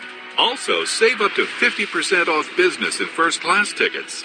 855-325-1780. 855-325-1780. That's 855-325-1780. At 28, I had struggled with opiate and meth addiction for 12 years. I did and said things that the sober me never would have done. One day I realized I was not invincible. I was not exempt. And that's when a friend told me about elite rehab placement. They gave me the tools I needed to get sober, and all it took was the one phone call. Elite Rehab can help you start to break your addiction problem and get sober in as little as 7 days. And we'll work with your insurance provider to help cover the costs. Plus, we have travel assistance programs to get you here by plane or train. Make this free call right now to learn more. 800-403-5912. 800-403-5912. 800-403-5912. That's 800-403-5912. Do you have a problem hearing the television? Do you need to crank up the volume so loud your family is screaming at you? Then put on your TV ears. TV Ears has helped millions of people just like you hear TV loud and clear without cranking up the volume. For about $60 with a 30-day free trial, you can get your own set of TV Ears. When you wear TV Ears, you can mute the TV volume for private listening or let others watch TV with you. Order in the next 10 minutes and take us up on our 30-day home trial and very special price. TV Ears is a brand hearing professionals have trusted for more than 20 years. And through this special radio offer, you can get your very own for just $60. Just mention promo code RADIO. So put on your TV ears and make everyone happy. 800-984-4207. 800-984-4207. 800-984-4207. That's 800-984-4207. Now, more of the MMA Hour with Pedro Fernandez. I did not have sexual relations with that woman. Just a little skull, that's all. You're tuned to the Mighty Sports Byline Broadcast Network. Now, Alexander the Great was in action over the weekend. Devin Alexander, the former champion, of course, now 27-6. What happened with Alexander the Great, Johnny Sig? Ivan Redcash took him out in 6 rounds, man. Devin looks done. You know, I liked him. Good story. The fact that he came back again, another guy that suffered from, addiction. I think it was pain pills in his case. So he was out of the commission for a little while. Tried to make a comeback. Has not been successful. Lost a bunch of fights recently. And no disrespect to Ivan. He's a good fighter. And actually, it was a close fight before the stoppage came, which I really would call a knockout because there was a couple times that Alexander had gone down. And he just looked totally done at the end. And all the credit to Ivan Redcash now, who's 23-4-1, 18 KOs.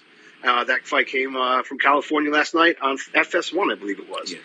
WBC heavyweight champion Deontay Wilder, of course, he unbeaten, 41 fights with a draw. The current WBC title holder and the former linear world heavyweight champion. Both those guys had commented on Joshua getting drilled last night. I guess they weren't ringside, but according to Deontay Wilder, no surprise here, Joshua, wasn't a true champion.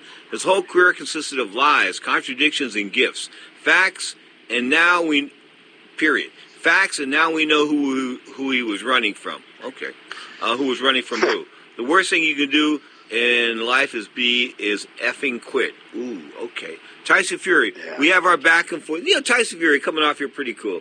We have our ups and downs, our back and forths, but Anthony Joshua changes stars through life. Heavyweight boxing, these things happen. Rest up, recover, regroup, and come again.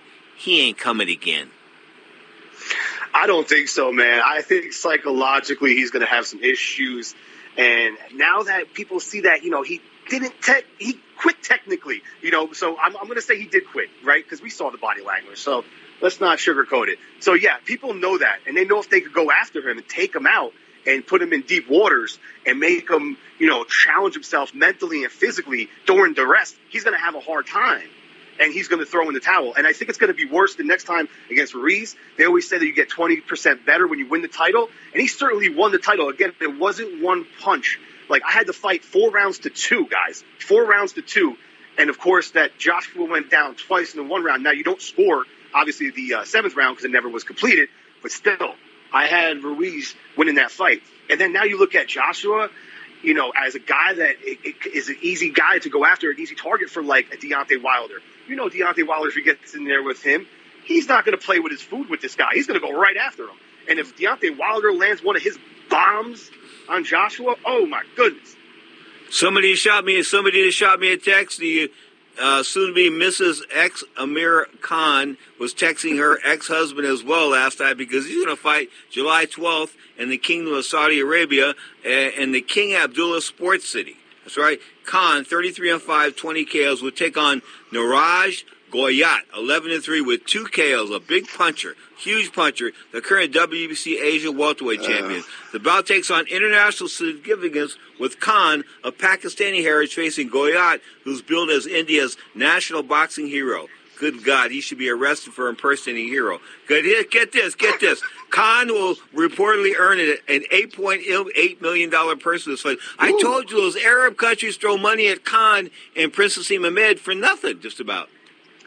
They got a lot of wealth in those countries, man. But yeah, I mean, more power to him. Khan's got to think about his end game because he's someone that's taken a lot of beatings over the years now against some big punchers, And as far as his wife goes in this love triangle, or time out, Johnny. Amir just texted me right now. The old lady's back. He's texting the old lady's texting me. He's going to make $8 million. She's back. Joshua's a loser. He's through. Yeah, Joshua lost a lot of money last night too in losing that belt because those fights now with Tyson Fury and Wilder, I don't care about them. I don't even care because what I saw from Joshua last night, he looked so confused, Pedro. You said it best in hour number 1.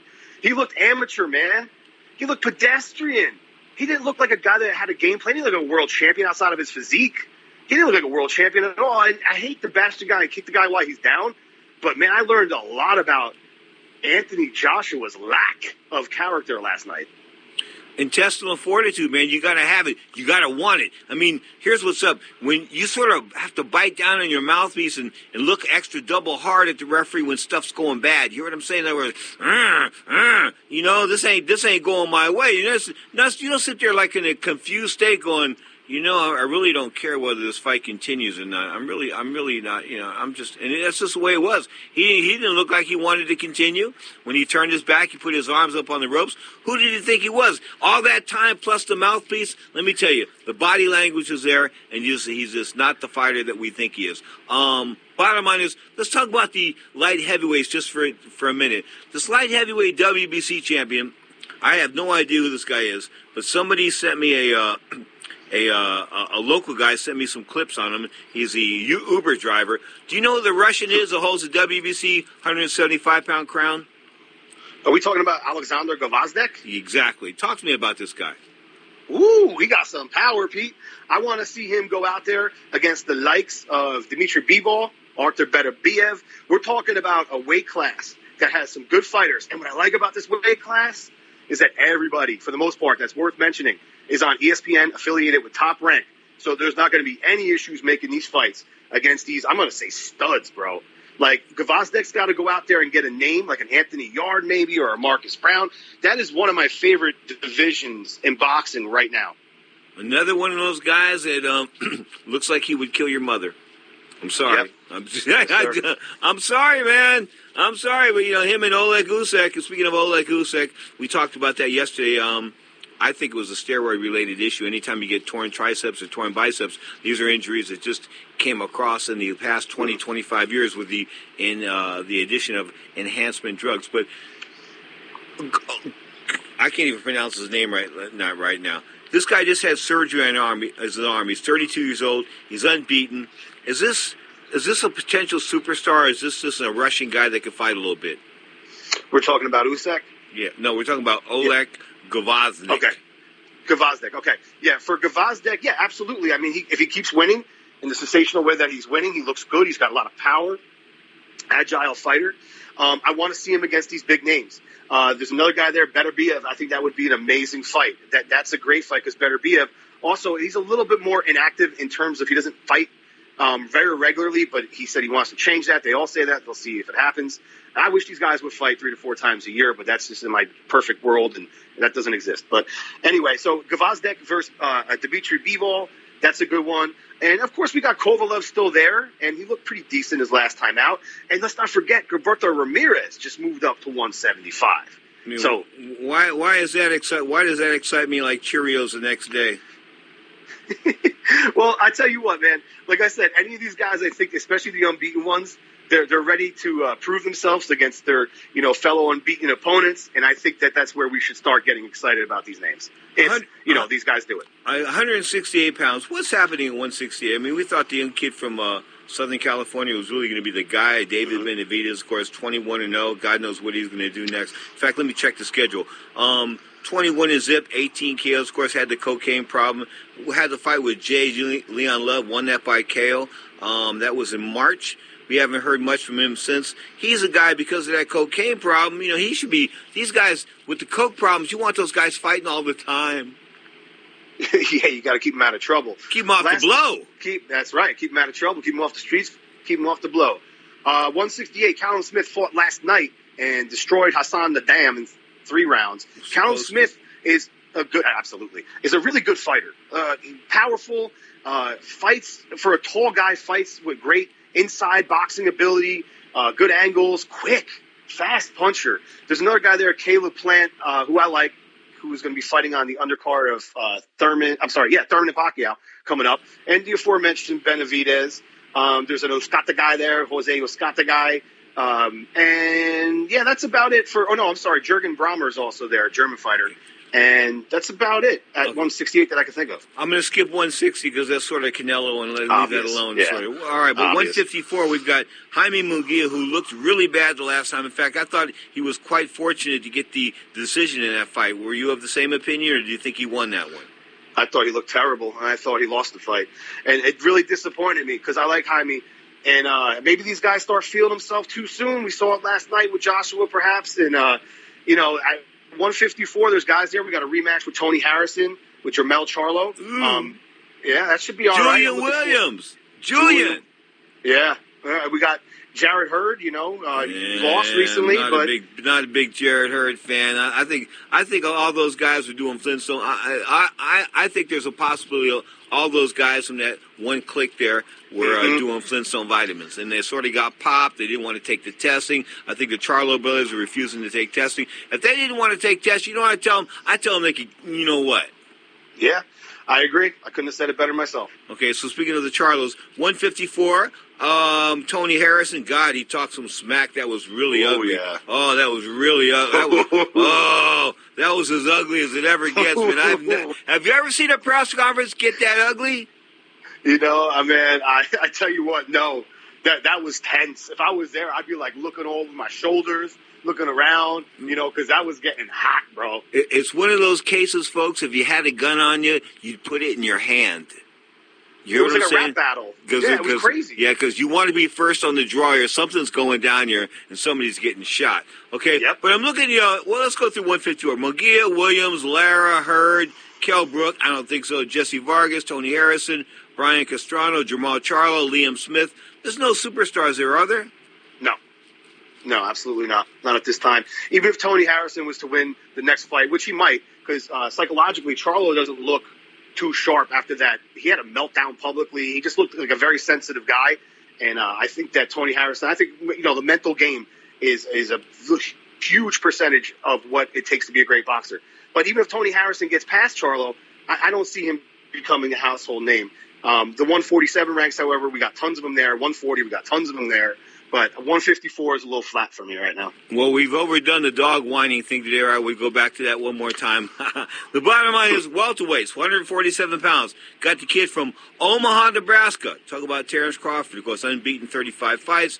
He's had title busts at 135, I believe 140, and now 147. Earl Spence is another title holder, 25 and zip. Manny Pacquiao, of course, 61-7-2. Sean Porter, 30-2. Danny Garcia. I'm going down here to a guy that I'm trying to get to is Keith Thurman, 29-0. Why are so many people picking Keith Thurman to lose this fight? He's a young man. I mean, compared to Manny Pacquiao, he's 30. Manny Pacquiao's 40. That's not only 25% of years. It's like a century in boxing. It's for the same reasons why people picked against Andy Ruiz last night. You just look at it. Like, I showed the picture to my girlfriend's daughter. Which guy's going to win tonight? She's like, oh, that one right there. She pointed to Anthony Joshua. It's common sense. The same thing goes because we've seen it in the past, is that, the younger guy that's coming up takes out the older legend that's still hanging in there. But Manny Pacquiao is the exception of the rule. Manny still has his legs. He still has his angles. He still has power. And I think he still has passion. Keith Thurman, to me, doesn't have that drive, and let's face facts. He hasn't one time to knock anyone out in a while. He almost got himself knocked out in his last fight. So we see what happens, man. Interesting. Johnny Sig, what's up with that YouTube page? Hey, search it's Ring Talk Worldwide on YouTube. Everyone enjoy your Sunday. As always, thank you for listening. Thank you, Pedro, and the Sports Byline. The undefeated lad from Las Vegas, of course, we're talking about John Signorella. You are tuned in to Mighty Sports Byline Broadcast Network, iHeartRadio, Sirius XM Satellite Radio, Channel 211, the Dan Patrick Channel, and a plethora of other internet platforms. Bottom line is, it's great to have you here. Listen to Ring Talk live worldwide. You're listening to the MMA Hour.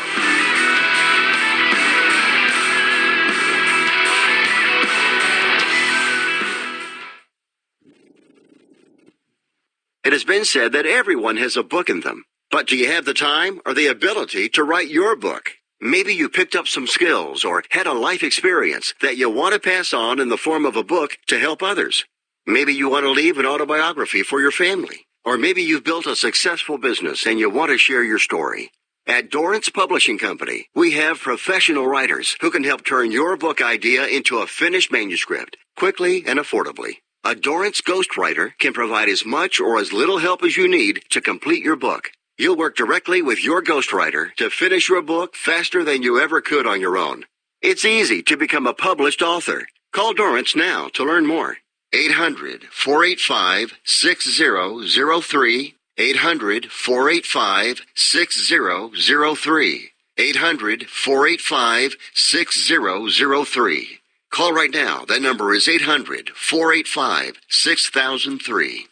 Want to fly somewhere? Looking for cheap flights or cheap tickets? Then call. That's right. Call the low-cost airline travel hotline now for prices so low we can't publish them anywhere. Low-cost airlines has all kinds of cheap travel deals. Fly domestically and save up to 75%. You can even fly internationally and save even more. Yes, fly anywhere in the world and save a lot of money on your plane tickets. We'll even save you money with cheap travel deals on hotels, rental cars, even complete travel packages. So don't book your tickets until you call us first for the absolute cheapest prices on U.S. and international airline tickets and hotels. Call right now for prices so low they can't be published. Travel experts are here 24/7 to help. 800-754-4531. 800-754-4531. 800-754-4531. That's 800-754-4531.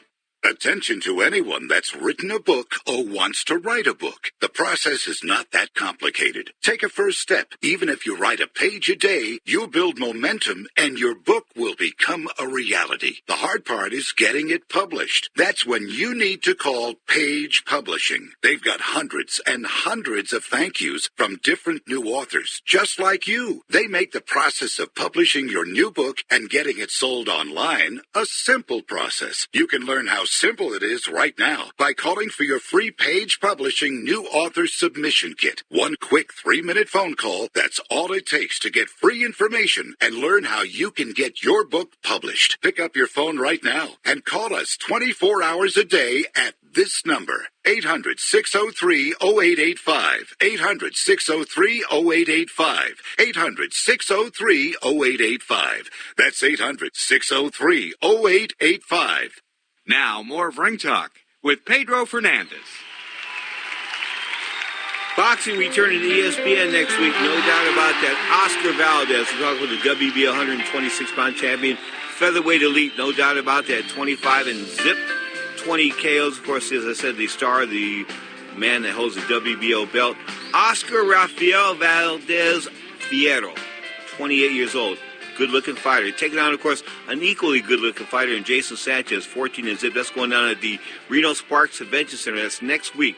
The Reno Sparks Convention Center, I got in trouble there doing television because, take that back, I was doing television across town, and we were pumping up the fight the next night on pay-per-view, okay? So they said to me, hey, what do you think of Reno? I said, Reno, I think it's a one-trough town, blah, blah, blah, blah, blah, blah, blah. The guy got all upset at me, barked at me the next day, and, of course, then I barked at him the next day when I went on the air, and they said to me, what do you think of Reno, Pedro? I said, hey, Reno, where men are men, and I looked around, and so are most of the women. I sort of got my vengeance there. Of course, they fired me, and I never worked there again. I'm just kidding. Bottom line is it was a good relationship up until the end. So we got Oscar Valdez going next week. That's on ESPN and ESPN Plus. You want to check that out. If you got the app, I guess you got a lot of good fights going because you got the UFC rocking and rolling on ESPN Plus for the most part and ESPN. So, you've got combat sports galore. You've got ESPN Boxing. Bob Arum and his Top Rank team, of course, signed that mega contract with Top Rank and expect them to deliver. They're going to deliver Tyson Fury soon. That's right,